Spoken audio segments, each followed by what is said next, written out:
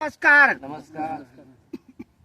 28 जुलै 2026 आणि मी उभा आहे आरळ या ठिकाणी उभा आहे. आणि आज जो व्हिडिओ हा आपण काढत आहोत हा फक्त माझ्या महाराष्ट्रातल्या शेतकऱ्यांसाठी अभ्यासू व्हिडिओ आहे. आता उदासी तंत्रात आलेले शेतकरी कोणत्या पद्धतीने चालले, अंतराचं महत्व कसं लक्षात आलं, लागवडीचं महत्व कसं लक्षात आलं, हे या व्हिडिओ मधून आपण जाणून घेऊया आणि त्या शेतकऱ्यांशी आपण संवाद साधूया. या बबनरावजी अशी. तर बबनरावजी नमस्कार. तुमचं पूर्ण नाव सांगा.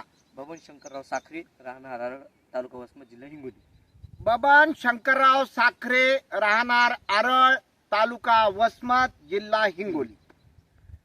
बबनरावजी, उदासी तंत्र मागच्या 3 वर्षापासून तुम्ही वापरत आहात, हो. बरोबर आहे? हो. या वर्षी आपण कापसाची लागवड केली. हो. कापसाचं अंतर कसं घेतलं?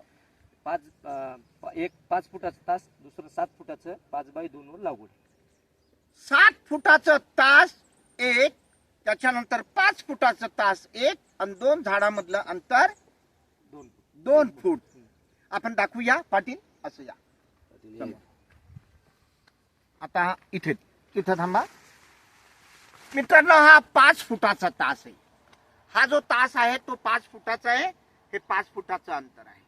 आता इकडे या मित्रांनो. मी उभा राहिलेलो आहे. हा 7 फुटाचा तास आहे.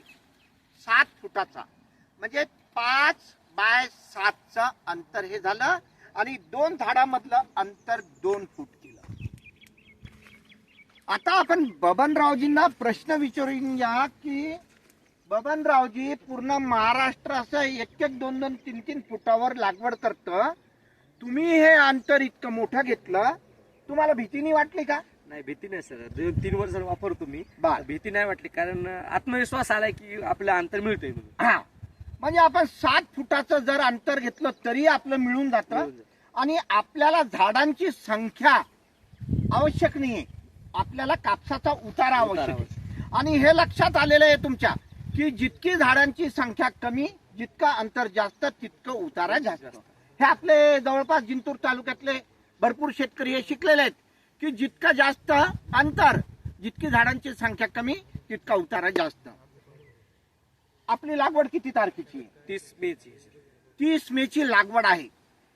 आपण बबनरावजी एका झाडाला फळफांद्या घेतो 3, ज्या मुख्य फळफांद्या असतात आणि लोक ते कट करतात, त्याला गळफांदी म्हणतात. आपण ती फळफांदी बनवतो आणि त्या फळफांद्यांना आपण, ही फळफांदी आहे, ही फळफांदी आहे आणि ही फळफांदी आहे, ह्या मुख्य 3 झाल्या आणि एक परत खालती आहे ती, ही. तर या 3 फळफांद्या असतात. या एका फांदीला आपण किती बोंड लावतो? 70 ते 75 लागतं. 70 ते 75 लागतात.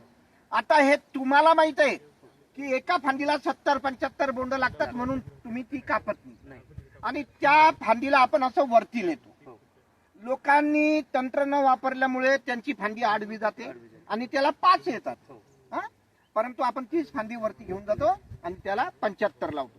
म्हणजे असं जवळपास 3 फळफांद्यांचा आपण 250 पर्यंत बोंड नेतो आणि पूर्ण झाडाची मिळून आपण 350 नेतो, बरोबर आहे? तर आज 30 मेला लागवड झाली. 2 महिने पूर्ण व्हायला अजून 2 दिवस बाकी.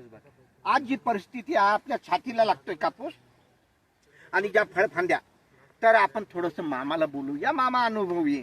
मामा, या सांगा, या फळफांद्या व्यवस्थित आता वरती येऊ लागल्या? नंबर 1च्या वरती यायलात ना साहेब. वरती येऊ लागल्या ना? वरती. आता याला आपण माल लावणार आहोत. आजच्या तारखेमध्ये याला 25 ते 30 पात्या तयार आहेत. परंतु याच्या पुढे आपलं कार्य काय चालू होतं? माल लावायचं.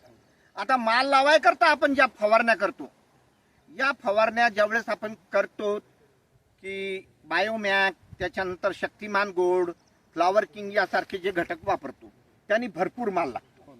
हे तुम्हाला अनुभव आहे. आणि या एका झाडाला आपण 350 ते 400 बोंड तयार करतो आणि आपलं तंत्र आहे उदासी तंत्र की त्याच्यात गळ पण होत नाही. लोकांची 80% 70% गळ होते, परंतु आपल्या शेतामध्ये पितृपक्षाच्या 15 काही दिसत नाही तशी गळ. आणि त्याच्यातनं आपण जो कापसाचा उतारा घेत आलेलो आहे, तर आज हे अंतर इतकं सुंदर आहे, मला तुमच्या इथे येऊन इतका आनंद झाला की हे जितकं सुंदर अंतर आहे, तर शेतकरी बंधूंनो, याच अंतराचा उताराचा व्हिडिओ मी जरूर तुम्हाला पाठवणार जानेवारी ते फेब्रुवारी महिन्यात, की आम्ही याच्यात किती कापूस काढला. तर माझं सर्व शेतकऱ्यांना एकच म्हणणं आहे की तुम्ही मला अंतर द्या, मी तुम्हाला उत्पादन देतो. हरभऱ्यामध्ये सुद्धा 4 फुटावर 5 फुटावर टोबन पद्धतीने 5 किलो बियाणं घेऊन आपण आज 23 क्विंटल हरभरा एकरी काढत आहोत.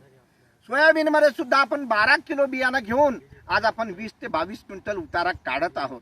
असं प्रत्येक पिकात अंतर जर भेटलं तर निश्चितपणे आपला उतारा वाढतो आणि उदासी तंत्र जर वापरलं तर निश्चितपणे सर्वांना फायदा होतो.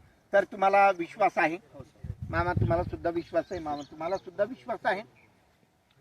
तर याच पद्धतीने आपण पुढे जाऊ आणि सर्वांना घेऊन चालू, सर्व सोबत शेतकऱ्यांना घेऊन चालू आणि चांगल्यात चांगला उतारा यावर्षी आपण देऊ.